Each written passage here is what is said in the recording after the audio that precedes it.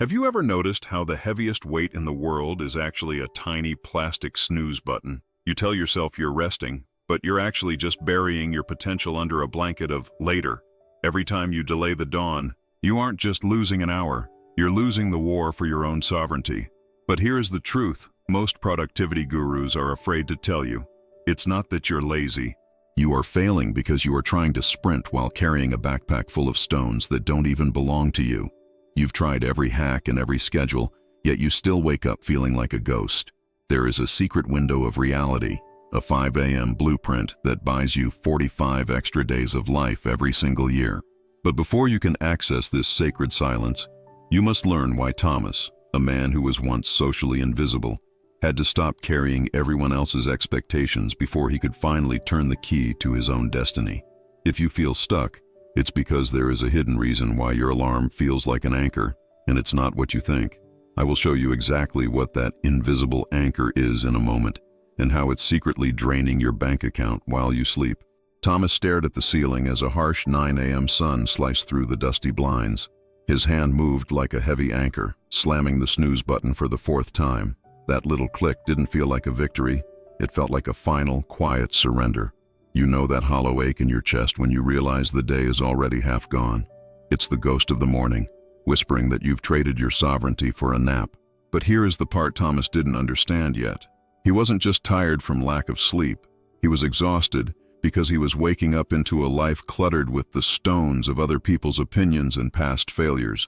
When you wake up late, you aren't just losing 60 minutes of work. You're telling your soul that its biggest dreams can wait for another later. Thomas was reacting to a world that had a 4-hour head start. He felt like an uninvited guest in his own life story. But there is a specific reason why some people can leap out of bed at 5 a.m. while you feel pinned down by an invisible force. It's not about willpower, it's about a weight limit your soul hasn't cleared yet. In a moment, I'll reveal the pre-dawn blueprint that Thomas discovered, which only works once you identify the 3 specific stones currently crushing your motivation. Now let's get real. The crowd always waits for the sun to tell them what to do. But the high performers, the real titans, tell the sun what they've already accomplished. You see, destiny isn't some lottery ticket you find at noon. It's a secret contract signed at dawn. It's written in the ink of discipline while the rest of the world is still snoring away. Think of the 5 a.m. hour as your private laboratory for building a brand new reality. It's the only time the noisy world stops its constant draining demands on your focus. By securing the dawn, you're essentially buying a premium subscription to your own brain. It's like finding an extra gear in a race where everyone else is stuck in neutral. But there is a catch that Thomas almost missed. You cannot enter this laboratory if you are still dragging the debris of yesterday's arguments and other people's expectations. Most people try to start this blueprint while their backpack is still full of stones that don't belong to them, which is why they burn out by day 3. There is a specific lightness protocol that makes 5 a.m. feel effortless rather than a struggle. I'll show you how Thomas learned to shed that invisible weight, but first, you need to see the terrifying thing that happens to an outsider who refuses to let go of the wrong burdens. Thomas was the definition of an outsider, a ghost drifting through a high-speed world. His bank account was a desert, and his social life was even more barren. He had these massive skyscraper-sized dreams, but his daily routine was basically a pile of rubble. He lived on the fringes, feeling that sharp, cold sting of being completely and utterly invisible. Maybe you feel that too, that draining sensation of being stuck while everyone else cruises by.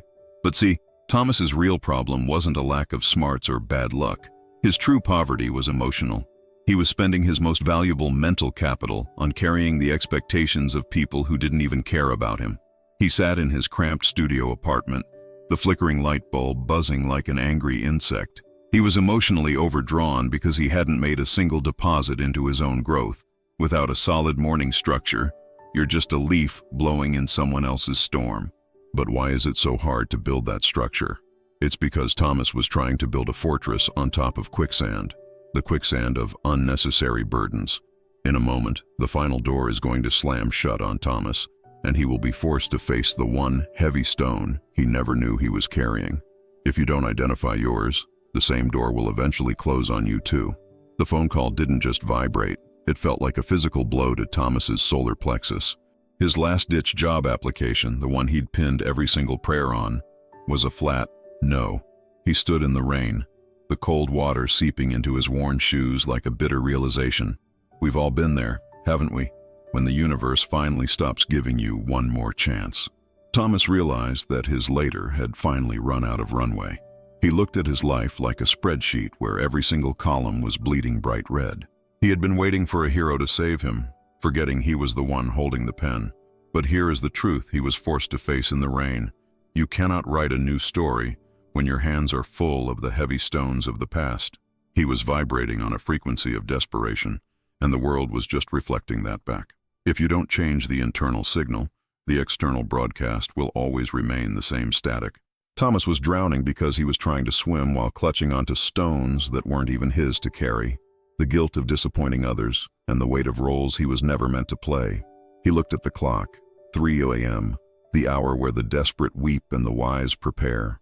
But what is the specific internal signal that changes everything? And how did a mysterious figure in a foggy park show Thomas that his poverty was actually a weight problem? The answer lies in a calculation that seems impossible, which I will reveal in a moment.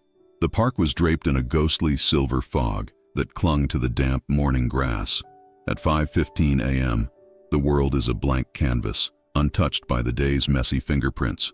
It was here that Thomas spotted a figure moving with a fluid, rhythmic grace. Master Alaric. Alaric didn't look like a flashy tycoon, yet he commanded more respect than any loud CEO. He was a man who had traded the noise of the boardroom for the power of the dawn. While Thomas was shivering and gasping for air, Alaric moved like he had all the time in the world, because he wasn't carrying the invisible mountain of other people's stones that Thomas was.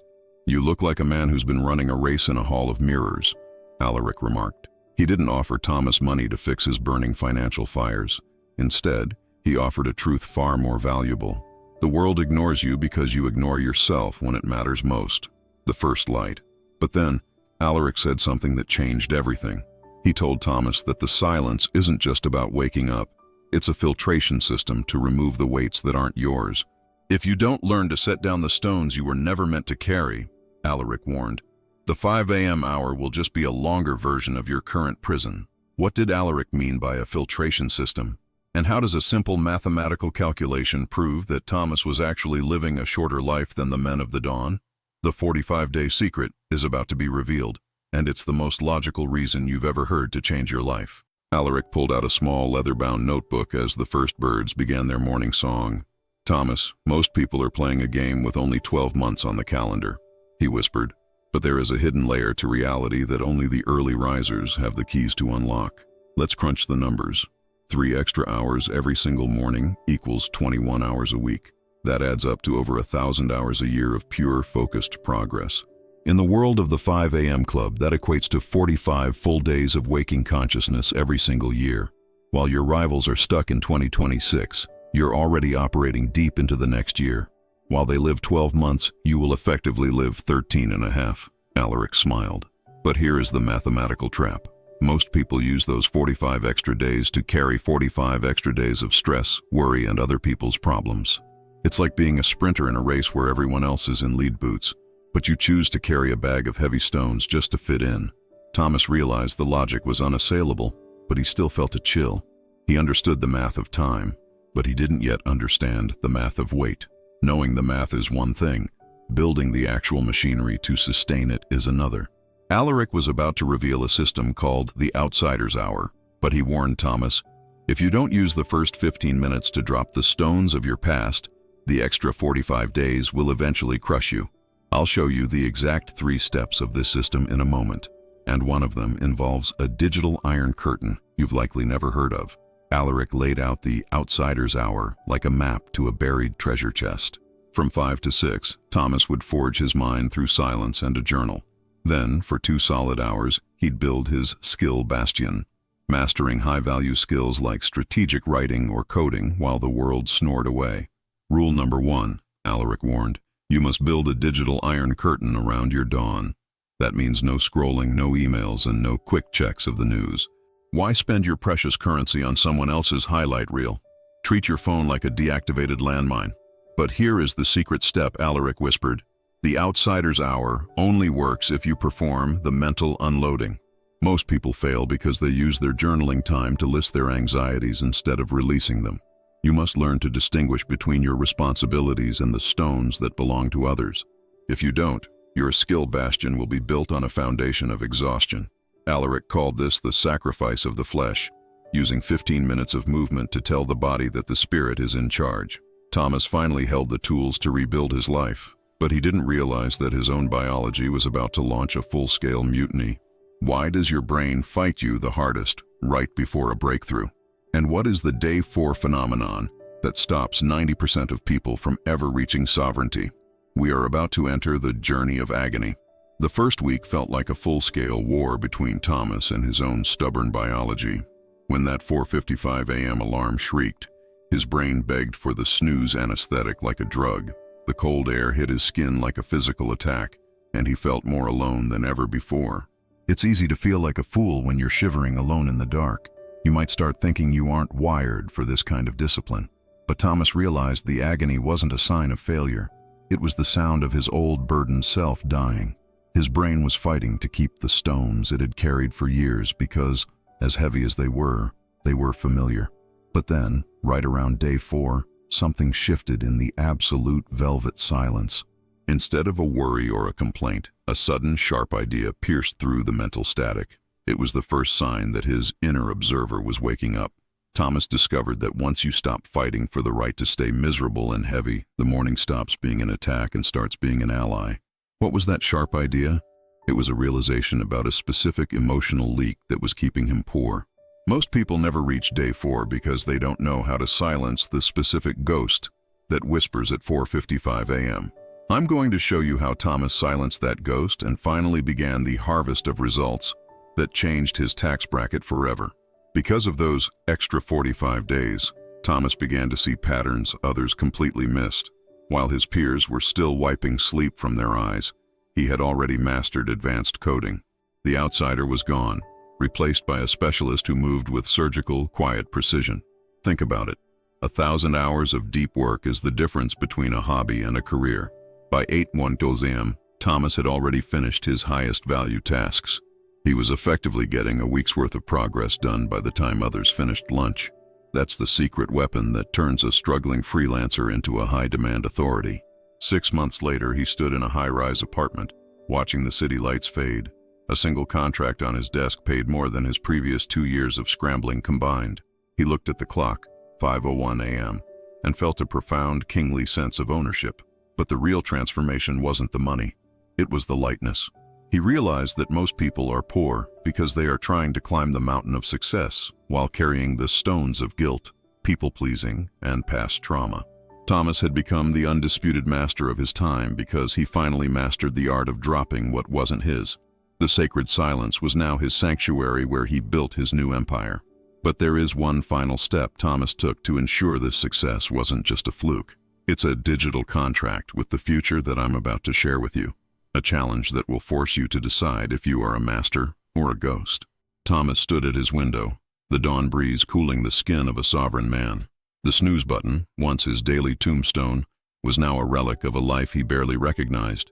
He looked out at the sleeping city, knowing thousands were still trapped in the later loop. Maybe you're standing where Thomas once did, clutching a bill or a broken dream. You feel that heavy weight of living backwards, always reacting instead of creating. The 5 a.m. hour isn't just a time on a clock. It's the birth of your own inner king. But let's be honest, you cannot wear a crown if your head is bowed by the weight of stones that are not yours. We are forming a tribe of those who refuse to be invisible. The 90-day covenant is a strategic siege on your own limits. However, most people fail this covenant by day 10 because they have the discipline to wake up, but they don't have the tools to unload the emotional exhaustion that hits at noon.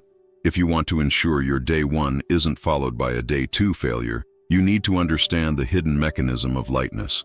The dawn is coming whether you're ready or not. Will you meet it as a master or a ghost? Tomorrow morning, the first light will reveal exactly which path you have chosen to walk. But before you type day 1 in the comments, there is one final piece of the blueprint you are missing. The bridge between having more time and actually having the peace to use it. The snooze button is no longer just a button. It's the tombstone of the person you used to be.